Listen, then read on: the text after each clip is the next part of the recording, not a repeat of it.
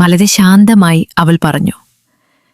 ഞാൻ ഇവിടെ ജോലി ചെയ്തിരുന്ന കാലത്ത് ആദ്യം എനിക്കുമൊന്നും സംശയമുണ്ടായിരുന്നില്ല. കുട്ടികളെ ദത്തെടുക്കുന്നത് ഒരു നല്ല കാര്യമാണെന്ന് തന്നെയായിരുന്നു ഞാൻ വിശ്വസിച്ചത്. ഓഫീസിനുള്ളിൽ പൂർണ്ണ നിശബ്ദത.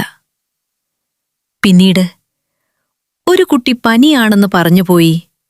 മറ്റൊരു കുട്ടി ദത്തെടുത്തു. വീണ്ടും ഒരു കുട്ടി. വീണ്ടും അതേ കഥ. മീര പതുക്കെ അനന്യയെ നോക്കി.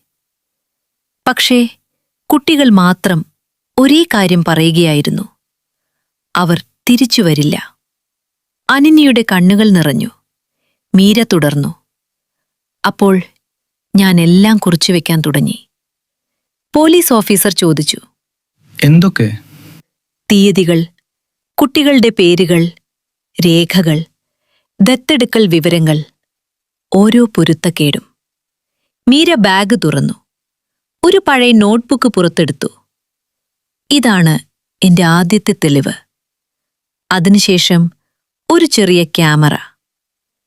ഇതിൽ ഞാൻ പകർത്തിയ രേഖകളുണ്ട്. പിന്നെ കുറച്ച് പഴയ ഫോട്ടോകൾ. ഇവ പിന്നീട് ആരോ മാറ്റാൻ ശ്രമിച്ച രേഖകളാണ്.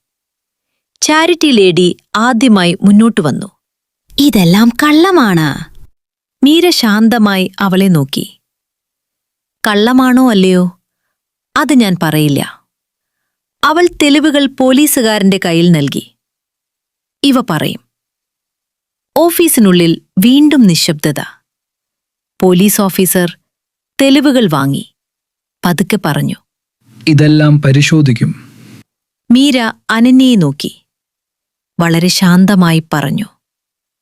ഇനി നിന്റെ എല്ലാ ചോദ്യങ്ങൾക്കും ഉത്തരം കിട്ടും.